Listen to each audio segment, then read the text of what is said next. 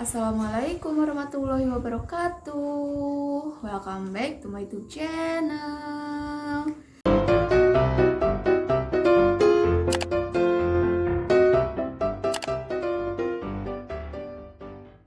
Di video kali ini aku mau ngasih tahu ke kalian cobaan yang bakal dialami oleh pengguna behel.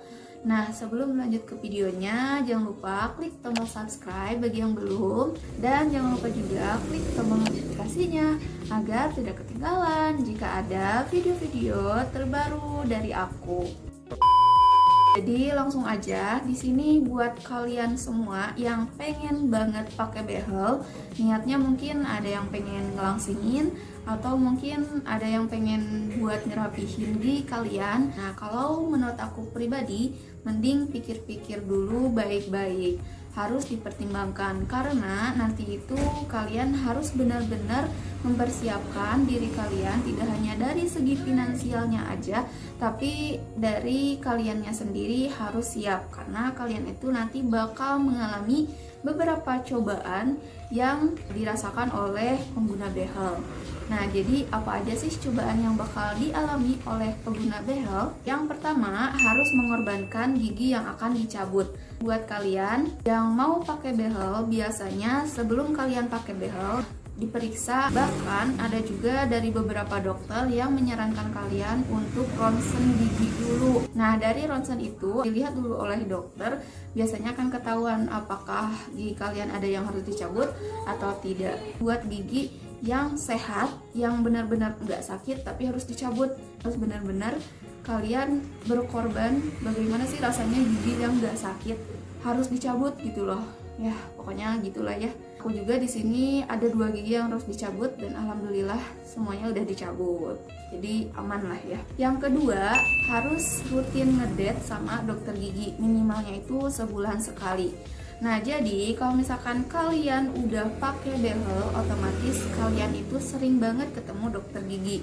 Minimalnya sebulan sekali karena untuk kontrol atau untuk melihat progres dari gigi kalian. Terus biasanya kan untuk kontrol ke dokter gigi ini sangat wajib banget hukumnya. Kalau misalkan kalian lagi sibuk sekalipun, mau lagi sekolah, lagi kuliah, lagi kerja, lagi liburan, atau lagi UAS, kalian harus banget datang pokoknya. Kalau misalkan enggak, ya mungkin progres dari gigi kalian akan gitu-gitu aja dan akan lebih lama. Kalian itu nanti bakal akrab banget, malahan setia banget, bahkan bisa sampai melebihi setia dengan pacar kalian karena pakai behelnya itu bisa sekitar 2-4 tahun. Gimana? Setia gak tuh? Yang ketiga, harus tabah menjalani penyiksaan karet behel dan kawat behel. Kalau misalkan kalian kontrol ke dokter gigi, jangan harap gigi kalian itu cuman dilihat aja sama dokter gigi, tapi giginya bakal diperiksa dan bakal dikencengin untuk si kawatnya. Orang bilang kalau misalkan orang yang sudah kontrol dan ganti karet bakal lebih kurus karena katanya gak nafsu makan. Tapi kalau menurut aku itu mitos ya, karena ngilu gigi setelah kontrol itu cuman sebentar, sekitar 1-2 hari. Nah, setelah itu kalian bisa makan seperti biasa. Tapi yang paling parah itu kalian abis cabut gigi, terus kalau misalkan kalian pasang karetnya kayak aku kayak gini. Nah, jadi ini tuh pertama kalinya aku pakai behel dengan karet sambung. Biasanya kan kalau pakai karet biasa itu cuma satu gitu kan pasangnya. Tapi ini karetnya disambung, jadi bener-bener si giginya itu ketarik banget dan rasanya sakit, ngilu, nyut-nyutan kayak gigi kalian itu mau copot gitu. Tapi harus kalian jalani proses itu biar gigi kalian itu rapi. Yang keempat, makanan nyelip di behel. Buat kalian pengguna behel pasti udah tahu kan kalau ternyata abis makan itu sering banget makanan nyelip di behel kalian. Makanya yang pakai behel suka was-was tuh kalau misalkan abis makan apapun dan mereka tuh nggak pede kalau ngomong sama teman kalian atau buka mulut. karena takut ada yang nyelip gitu. Biasanya pengguna behel itu suka bawa kaca dan sikat gigi kemana-mana. Jadi setelah makan mereka itu suka ngacir tuh ke WC gitu buat ngaca dan buat sikat gigi. Tapi yakin kalian bakal sesering itu. Dan kalau misalkan cowok emang harus bawa kaca kemana-mana gitu, enggak kan? Nah jadi biasanya solusinya kalau misalkan enggak bawa kaca dan enggak bawa sikat gigi, biasanya kalian ngeluarin makanan yang nyelip di behel kalian dengan lidah kalian. Bisa dibayangkan kan? Coba kayak gimana? Pokoknya pasti yang pakai behel tau lah. Yang kelima, problem sariawan. Buat kalian pengguna behel, wajar banget kalau kalian itu sariawan, biasanya di bagian dalam di daerah kulit-kulit yang rentan karena sering banget kena bracketnya gitu. Aku pribadi pernah juga tuh ngerasain sariawan yang benar-benar sakit banget dan parah. Jadi kemarin-kemarin itu habis cabut gigi kan di sebelah sini.